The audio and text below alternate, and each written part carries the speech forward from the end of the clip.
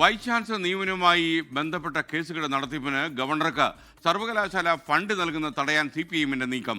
Syndicate ചേരാതെ പണം കൊടുക്കരുതെന്ന് ചൂണ്ടിക്കാണിച്ച് സാങ്കേതിക സർവകലാശാല വൈസ് ചാൻസലർക്ക് CPIM MLAമാർ കത്തയച്ചു കൊടുത്തു. കത്തിന്റെ പകർപ്പ് 24-ന് ഉമേഷ് ബാലകൃഷ്ണൻ വീണ്ടും ചേരുന്നു. ഉമേഷ്, ശരിക്കും സിൻഡിക്കേറ്റിന്റെ പെർമിഷൻ ഇല്ലാതെ അങ്ങനെ ഒരു ഫണ്ട് VCക്ക് നൽകാൻ അനുമതിയില്ലല്ലോ, പിന്നെ എന്താണ് പ്രശ്നം?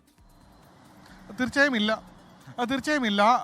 ചട്ടം 30 പ്രകാരം സിൻഡിക്കേറ്റ് യോഗം ചേർന്നതിന് ശേഷം മാത്രമേ ഈ രീതിയിൽ ഫണ്ട് അനുവദിക്കാൻ കഴിയുകയുള്ളൂ. പക്ഷേ നമ്മളാണ് 24 ആണ് ഗവർണർ ഈ ഫണ്ട് ചോദിച്ചുകൊണ്ട് VCക്ക് കത്തയച്ച വിവരം പുറത്തുവിട്ടത്.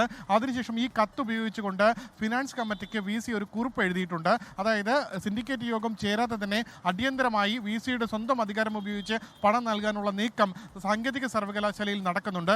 ഈ സാഹചര്യം മനസ്സിലാക്കിയാണ് സിൻഡിക്കേറ്റ് അംഗങ്ങൾ കൂടിയായ 2 CPIM MLAമാർ IB സതീഷ് MLAയും സച്ചിൻ ദേവ് MLAയും ഇപ്പോൾ സാങ്കേതിക സർവകലാശാല താൽക്കാലിക VC K ശിവപ്രസാദിനെ കത്തയച്ചിരിക്കുന്നത്. സിൻഡിക്കേറ്റ് യോഗം ചേരാതെ ഇത്തരത്തിൽ പണം നൽകുന്നത് നിയമവിരുദ്ധ. അത്തരത്തിൽ പണം നൽകാൻ കഴിയില്ല. അത്തരത്തിൽ പണം നൽകിയാൽ അത് ഭവിഷ്യത്തുകൾ നേരിടേണ്ടി വരും. അതുകൊണ്ട് തന്നെ സിൻഡിക്കേറ്റ് യോഗം ചേരാതെ ചാൻസലർ ചോദിച്ച പണം നൽകരുത് എന്ന് നിർദ്ദേശിച്ചുകൊണ്ടാണ് ഇപ്പോൾ IB സതീഷ് MLAയും സച്ചിൻ ദേവ് MLAയും സാങ്കേതിക സർവകലാശാല VC K ശിവപ്രസാദിന് കത്തയച്ചിരിക്കുന്നത്. കത്തിന്റെ പകർപ്പാണ് 24 പുറത്തുവിട്ടിരിക്കുന്നത്. എന്തായാലും ഗവർണർക്ക് മറ്റൊരു കത്തിലൂടെ ഒരു ചെക്ക് വെക്കാനുള്ള നീക്കമാണ് CPIM നടത്തുന്നത്. ഗവർണർക്ക് 11 ലക്ഷം രൂപയാണ് സാങ്കേതിക സർവകലാശാലയിലും ഡിജിറ്റൽ സർവകലാശാലയുടെയും VC നിയമനവുമായി ബന്ധപ്പെട്ട് സുപ്രീം കോടതിയുടെ കേസ് നടത്തിപ്പിന് ചിലവായത്.